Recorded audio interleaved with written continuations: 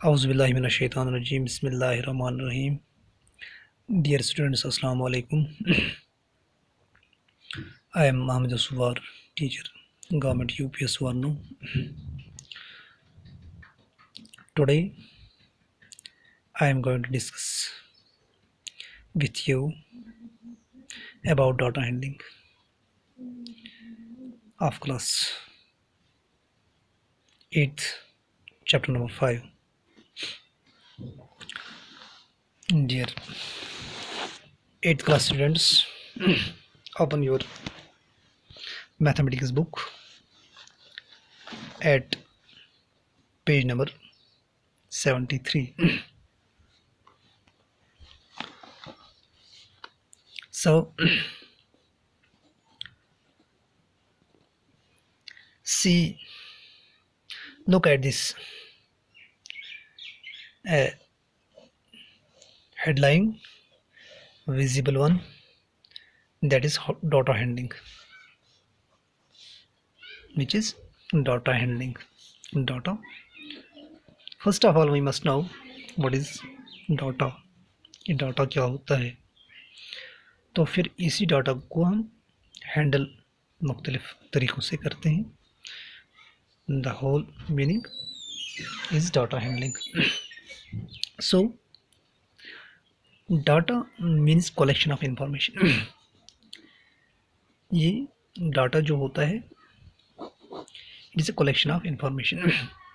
यानी एक इंसान के मतलब हम बहुत तरह की जो इंफॉर्मेशन उससे लेते हैं, फिर उसी उनका एक मजमुआ यानी उनकी एक कलेक्शन, उसको हम डाटा कहते हैं. इसकी बहुत सारी मिसालें हम दे सकते हैं. क्रिकेट जो मैच में मुख्तलिफ खिलाड़ी होते हैं, उनके मुख्तलिफ मैच में मुख्तलिफ रन्स होते हैं, उनकी हम मिसाल दे सकते हैं. एक क्लास की हम मिसाल दे सकते हैं. मुख्तलिफ बच्चे जो होते हैं एक क्लास में, जो एक किसी खास सब्जेक्ट का टेस्ट देकर फिर मुख्तलिफ मार्क्स हासिल करते हैं, उनका भी हम आपको जो है मिसाल दे सकते हैं. ये थोड़ा सा सरसरी लुक डाटा क्या होता है. और इस डाटा को रिप्रेजेंट करने के लिए कुछ हमारे पास ग्राफ्स होते हैं जिनके ज़रिए हम इनको रिप्रेजेंट कर सकते हैं. तो पहला पॉइंट इसमें है pictograph. What is pictograph? Pictograph क्या होता है? पिक्टोग्राफ के ज़रिए हम क्या कर सकते हैं? अगर हम इसकी हम थोड़ी सरसरी डेफिनेशन लिखेंगे, it is a pictorial representation of data using symbol. ये पिक्टोग्राफ जो होता है, ये इसमें एक जो है सिंबल या इमेज हम कहेंगे, उसमें हम यूज़ करते हैं, उसके ज़रिए से रिप्रेजेंट करते हैं हम क्या? डाटा. यानी अगर हमारे पास से फॉर एग्ज़ाम्पल एक फैक्ट्री है, इस फैक्ट्री ने क्या किया है, ये फैक्ट्री प्रोड्यूस करते हैं, ये फैक्ट्री बनाती है क्या? बॉल्स बनाती है फैक्ट्री से. फॉर एग्ज़ाम्पल ये इसने 2 मुख्तलिफ या 3 मुख्तलिफ महीनों में, जनवरी में, फरवरी में और मार्च में इसने क्या किया? प्रोड्यूस किए मार्केटिंग के लिए 300 बॉल्स. 300 बॉल्स इसने मार्केटिंग के लिए प्रोड्यूस किए. किसमें? जनवरी में. फरवरी में इसने किए 400 बॉल्स प्रोड्यूस और मार्च में इसने किए 500 बॉल्स प्रोड्यूस. तो इसको आसान करने के लिए हमने एक ग्राफ बनाना होता है जिसको हम पिक्टोग्राफ कहते हैं. उस पिक्टोग्राफ के ज़रिए से हम इनको रिप्रेजेंट कर सकते हैं. तो इनको पिक्टोग्राफ के ज़रिए रिप्रेजेंट करने के लिए हमने क्या करना होता है? ये जो 300 हमारे पास है, अब 300 बॉल्स हम यहाँ पर रिप्रेजेंट नहीं कर सकते हैं, तो उसके लिए हम उसके बदले में एक सिंबल बनाते हैं. ये फॉर एग्जाम्पल एक सिंबल है, बॉल की एक सिंबल है. तो इस बॉल को हम रिप्रेजेंट करते हैं. ये एक बॉल डिनोट करती है 100 बॉल्स. तो जब यहाँ पे लिखते हैं हम एक बॉल डिनोट करते हैं 100 बॉल्स, तो यहाँ पे सीधा हम इसी तरह लिखते हैं 1 2 and 3. मीन्स ये जनवरी में इसने 300 बॉल्स प्रोड्यूस किए. इसी तरह फरवरी में 1 2 3 एंड 4, 400 बल्ब इसने प्रोड्यूस किए हैं। और इसी तरह 1 2 3 4 एंड 5 इसने 500 बल्ब जो है इस फैक्ट्री ने 500 बल्ब प्रोड्यूस किए हैं किसमें, in the month of March. तो उसके बाद कुछ ये क्वेश्चन इसके रिलेटेड होंगे, आराम से आप कर सकते हैं। तो उसके बाद दूसरा एक पॉइंट इसी के साथ, जिसको हम बार ग्राफ कहते हैं, बार ग्राफ। बार ग्राफ भी एक किस्म का ग्राफ जो रिप्रेजेंट क्या करता है, यानी डाटा को रिप्रेजेंट करता है। तो इस डाटा को रिप्रेजेंट करने के लिए ये हमारे पास जो ग्राफ होता है ये किन डाटाज को जो है रिप्रेजेंट करता है, इसको हम जो है सरसरी एग्जांपल से समझने की कोशिश करेंगे। अगर से फॉर एग्जांपल हमारे पास ये जो बार ग्राफ का कंसेप्ट हमारे पास जो है, से फॉर एग्जांपल हमारे पास हमने एक एग्ज़ाम दिया था। एग्ज़ाम में हमने इंग्लिश, मैथ और साइंस, इन इंग्लिश में हमने out of 25 out of 25 marks, हमने 25 मार्क्स में से मार्क्स लेने थे। तो इंग्लिश में मैंने 20 मार्क्स हासिल किए। इस तरह मैथमेटिक्स में same marks out of same 25 ये सबों के लिए एक जैसा था, इनमें से हमने मार्क्स लेने थे। तो इसमें मैंने 21 मार्क्स हासिल किए। और साइंस में मैंने जो है 19 मार्क्स हासिल किए हैं एक एग्ज़ाम में, एक फर्स्ट सेमेस्टर में। तो इसको हमने दिखाना है कहाँ पे, एक ग्राफ है, इस बार ग्राफ पे हमने इसको शो करना है। तो कैसे करेंगे एक बार ग्राफ पे शो, तो हम यहाँ पे लिखेंगे इंग्लिश, तो यहाँ पे लिखेंगे हम मैथ, तो यहाँ पे लिखेंगे हम साइंस। तो अब ये जो वाई एक्सिस जो है इसको यहाँ पे हम डिनोट करते हैं 0। तो हमने हाईएस्ट मार्क्स कितने हैं आउट ऑफ 25, तो यहाँ पे 25 मार्क्स मैंने शो करने हैं। और यहाँ से 5 10 15 20 और ये रहा 25। तो इंग्लिश में मैंने कितने मार्क्स हासिल किए 20। तो मैं यहाँ से जो है सीधे जो एक इनको हम बार्स कहते हैं, बार्स के ज़रिए यहाँ पे दिख गया कि इंग्लिश जो है इसमें मैंने कितने मार्क्स हासिल किए 20 मार्क्स। तो उसके बाद मैथमेटिक्स में 21 मार्क्स। तो यहाँ से यहाँ तक जितनी गैप है इतनी गैप यहाँ पे हमने गैप मेंटेन करनी है। तो 21 कितना होगा, इससे थोड़ा सा ऊपर, तो यही बार हमने यहाँ बनाना है। तो इसका मतलब है मैथमेटिक्स में मैंने कितने मार्क्स हासिल किए, ये था इंग्लिश और ये था मैथमेटिक्स। और साइंस में मैंने कितने मार्क्स हासिल किए 19, गोया ये 20 से भी थोड़ा बहुत नीचे 20 से। तो इतनी गैप हमने यहाँ पे मेंटेन करनी है। तो ये रहा थोड़ा सा कंसेप्ट किसका, बार ग्राफ का।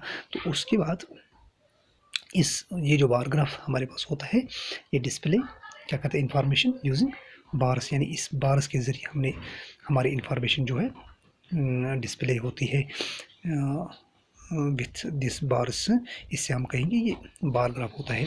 तो उसके बाद तीसरा एक पॉइंट यहाँ पे है double bar graph, double bar graph. तो डबल बार ग्राफ सेम इसी तरह, मगर इसमें क्या है, ये हमारे पास T1 था, मिसाल के तौर पर हमने T1 में ये मार्क्स हासिल किए थे एक एग्ज़ाम में। अब सेम इसी साल हमने T2 भी दिया। तो T2 में अब इसी 50 में से मार्क्स थे। तो T2 में हमने जो है 21 मार्क्स 22 मार्क्स इस साल हासिल किए इंग्लिश में। तो इसमें 25 मार्क्स बराबर मैथमेटिक्स में मैंने ऑब्टेन किए। तो इसमें साइंस में मैंने जो है 20 मार्क्स हासिल किए। अब ये भी दिखाना है हमने किस पे, डबल बार ग्राफ पे। तो पहले से हम यहाँ पे एक जो है ग्राफ ड्रा करेंगे। तो यहाँ से 0, यहाँ से वाई एक्सिस, यहाँ से एक्स एक्सिस। तो क्या करेंगे हम, पहले इसको हम शो करेंगे 5, 10, 15, 20 एंड 25। तो यहाँ पे इंग्लिश, यहाँ पे लिखिए मैथ, यहाँ पे लिखिए साइंस। तो इसको हमने क्या बनाना है, डबल बार ग्राफ। तो पहले से T1 में कितने मार्क्स थे, T1 में 20 मार्क्स इंग्लिश के। तो हमने फिर से दिखाना है 20 मार्क्स, यहाँ पर 20 मार्क्स है इंग्लिश के, 20 मार्क्स। अब इसी के साथ T2 में कितने मार्क्स है, 22 मार्क्स। तो इससे थोड़ा बहुत ऊपर, तो इतना ही हमने बार और डालना है। ये हो गया इंग्लिश के मार्क्स, T1 एंड T2। यह T1, ये है T2, यानी डबल बार ग्राफ। तो इसी पर तरह मैथ में पहले कितने मार्क्स थे, 21 मार्क्स पहले थे। तो 22 थोड़ा छोटा होगा। तो अगर पहले 21 मार्क्स थे, अब कितने हैं, अब 25 मार्क्स से बराबर। तो इस यहाँ पे आएगा 25 मार्क्स बराबर है। तो ये हो गया T1 एंड T2। उसके बाद सब इसी तरह साइंस में पहले 19 मार्क्स थे, गोया 20 से थोड़ा कम। तो अब कितने हैं, अब हमने 20 बराबर लिए हैं, थोड़ा बहुत ऊपर। तो इस तरह ये T1 और ये T2, आराम से हम बता सकते हैं कि T1 में हमने कितने मार्क्स लिए थे और T2 में कंबाइन T1 और T2 के हमने कितने मार्क्स ले लिए through with the help of this double graph. तो उसके बाद ऑर्गेनाइजिंग डाटा, हम डाटा को कैसे ऑर्गेनाइज करते हैं। और ऑर्गेनाइजिंग डाटा से फॉर एग्जांपल, ऑर्गेनाइजिंग डाटा का अगर हम थोड़ा सा आपको जो है सरसरी लुक कराएंगे, वो क्या है। से फॉर एग्जांपल हमारे पास डाटा है A, B एंड C, ये 3 अल्फ़ाबेट हमारे पास है। तो यहाँ पे इनका जो है एक कॉम्बिनेशन है, यानी इनको ये बहुत बार आ चुका है, ये E, A, B, B, A, C, A, B, C, C, A, C, B, B। तो इस तरह एक यहाँ पे एक कॉम्बिनेशन है किनकी, इन लेटर्स की। तो हमने इनको ऑर्गेनाइज करना है, इन ये डाटा है, इनको हमने ऑर्गेनाइज करना है। तो क्या है, पहले हम क्या लिखेंगे, पहले हम लिखेंगे इधर ये टेबुलर फॉर्म में इनको हम लाएंगे। तो यहाँ पे पहले हम लिखेंगे लेटर्स या अल्फ़ाबेट्स, PHABETS अल्फ़ाबेट्स, ठीक है। इस अल्फ़ाबेट में कितने अल्फ़ाबेट है हमारे पास, A, B एंड C, जिनको हमने रिप्रेजेंट करना है, A, B एंड C। तो यहाँ पे इसमें हमने देखना है A कितने, 1, 2, 3, 4, 5। तो 5 इसमें क्या है, 5 है इसमें, A यहाँ पे लिखेंगे हम 5। यहाँ पे इसको हम फ्रीक्वेंसी भी लिखते हैं, फ्रीक्वेंसी। तो इसको हम लिखते हैं टैली मार्क्स, टैली मार्क्स। तो टैली मार्क्स में हमने 5 शो करने हैं, कैसे करेंगे, 1, 2, 3, 4। जब 4 पे हम पहुँचे, ये खड़ा लाइन जो हमने 4 डालने हैं, तो इसका मतलब है ये टैली मार्क्स में 4 कंसिडर किए जाते हैं। तो 5वां जब हमने कंसिडर करना हो, तो यहाँ से हमने शुरू करना है, यहाँ पे इसका ऐड करना है एक स्लैंट हाइट, ये हमने लाइन डालनी है। तो इससे ये 5वां टैली मार्क कहलाता है। तो इसके बाद B कितने हमारे पास, ये काउंट करना है, 1, 2, 3, 4 एंड 5, B भी 5। तो इसी तरह का फिर से टैली मार्क्स बनेगा। तो यहाँ पे भी 5। इसके बाद उसके बाद क्या, C 1, 2, 3 एंड 4। C कितने हैं, C 4, 1, 2, 3 एंड 4। तो यहाँ से इनको काउंट करना है। तो इस तरह से ये जो होता है, ये होता है ऑर्गेनाइजिंग। हम डाटा को कैसे ऑर्गेनाइज करते हैं। ये रॉ डाटा भी होता है, इसमें कोई ग्रुपिंग वगैरह नहीं होता, इसको हम रॉ डाटा भी कहते हैं, या अनग्रुपिंग डाटा भी इसको हम बोलते हैं। उसके बाद और एक पॉइंट इसका जिसको हम बोलते हैं ग्रुपिंग डाटा।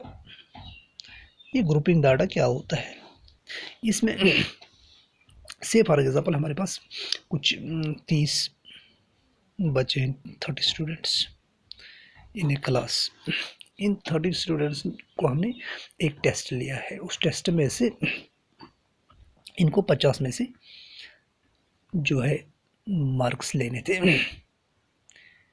इन या इसको हम यूँ कहेंगे, ये 60 स्टूडेंट्स हमारे पास थे। कितने स्टूडेंट्स?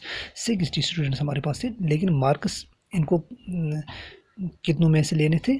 50 में से इनको मार्क्स हासिल करने थे। तो इन्होंने यहाँ पे हम इसको सरसरी लुक यहाँ पे करते हैं। ये जो हमारे पास एक बिल्कुल बहुत सारे मार्क्स यहाँ पे दिए हुए हैं मुख्तलिफ लड़कों के, तो इनको हमें रीड करना होता है। फिर इनको क्या करना होता है, से फॉर एग्जांपल हम यहाँ पे एक पहले इसको एक टेबुलर शेप बनाएंगे। अगर हमारे पास ये लड़के कितने थे? 60 लड़के। तो हमने पहले से शुरू करना है 0 to 10, यानी 0 से 10 तक जिन लड़कों ने मार्क्स लिए हैं वो कितने हैं, उसके साथ फिर लिखना है 10 से 20, यानी 10 से 20 तक कितने लड़के हैं, उनने वो कितने लड़के हैं जिन्होंने 10 से 20 तक मार्क्स जितने लड़कों ने लिए हैं वो कितने लड़के यहाँ पे उनका हमने लिखना है। उसके बाद 20 से 30 तक, यानी 20 से 30 तक जितने मार्क्स, यानी 20 से 20 टू 30 जिन लड़कों ने मार्क्स हासिल किए हैं वो कितने लड़के थे। तो सेम इसी तरह 30 टू 40 और इसी तरह 40 टू 50 और इसी तरह लास्ट क्या है 50 टू 60। तो यहाँ पे होता है टोटल। तो ये जो हमने इन 10-10 का कुछ ये गैप रखी, इनको हम ग्रुप्स कहते हैं, GRUP S। तो नामुमकिन है 60 का, फिर हमें बहुत सारा टेबल बनाना पड़ता है। फिर उसमें कैसे हम काउंट करेंगे, एक लड़के ने 2 मार्क्स लिए, दूसरे ने भी 2 मार्क्स लिए, कहाँ हम उसका ये शो करेंगे, तीसरे लड़के ने भी 2 मार्क्स लिए, कहाँ हम शो करेंगे। इसलिए हमने इसमें क्या करना पड़ता है, इसमें ग्रुप बनाने पड़ते हैं। तो इसको हम ग्रुप डाटा के नाम से भी जानते हैं। तो पहले लड़के ने यहाँ पे दूसरा काम क्या है, टैली मार्क्स, और यहाँ पे फ्रीक्वेंसी। तो हमने क्या करना होता है, यानी 0 से 10 तक फिलहाल यहाँ पे लिखा हुआ था 0 से 10 तक मार्क्स 2 लड़के ऐसे हैं जिन्होंने 0 से 10 तक मार्क्स लिए हैं। तो यहाँ पे इसमें हम 0 सीधा सा 2 लिखते हैं।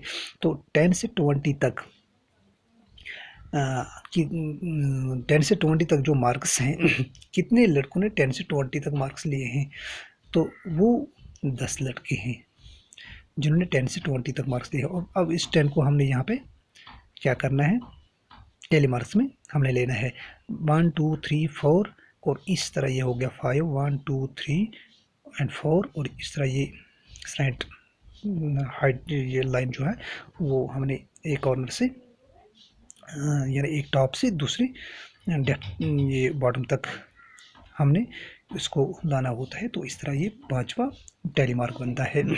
तो इस तरह से चौथा जो है 21, इसी तरह 19, इसी तरह 7, इसी तरह 1, टोटल ये 60 क्या है स्टूडेंट्स है।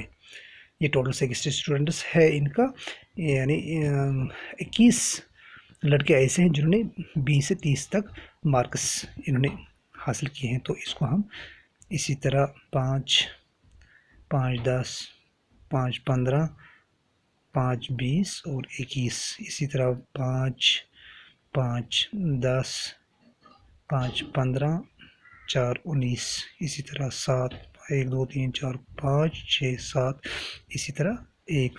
तो इनको यहाँ पे टोटल लिखना पड़ता है।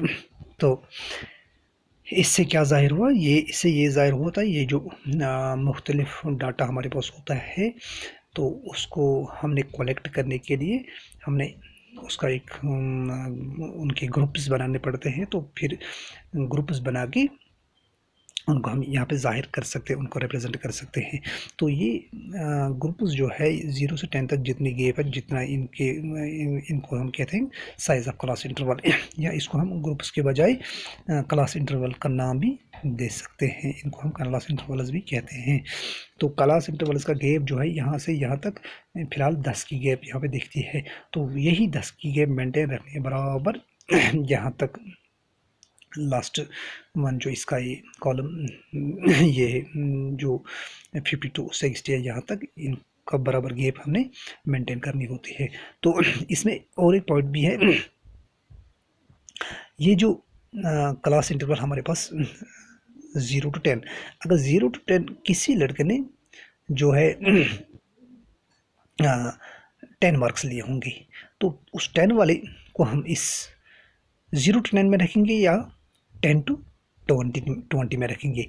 तो इसको 0 to 10 में हमने नहीं रखना है, बल्कि इसको ये जो नेक्स्ट क्लास इंटरवल है, ये जो नेक्स्ट क्लास इंटरवल है इसका 10 to 20, इसको इस 10 में रखना है, इस 10 to 20 में रखना है। सेम इस तरह अगर किसी लड़के के पास 20 मार्क्स हो, 20 मार्क्स, तो इसको 10 to 20 के इस क्लास में रखेंगे हम, या 20 to 30 के क्लास इंटरवल में हम रखेंगे। उसको हम बिल्कुल क्लास 20 to 30 के इसमें हम रखेंगे। सेम इस तरह ये बाकी सभी यानी नेक्स्ट क्लास में उनको रखने होते हैं। तो ये जो पहला वाला 0 जहाँ पे इसको हम लोअर लिमिट कहते हैं, और ये जो दूसरा 10 जो है इसको हम अपर लिमिट के नाम से जानते हैं। सेम इस तरह ये सभी जो है ये इसी तरह है। तो उम्मीद है कि यहाँ तक आपको क्लियर हुआ होगा, क्योंकि टाइम बहुत हो चुका है। अब हम इसी पर बस करते हैं। Thank you very much.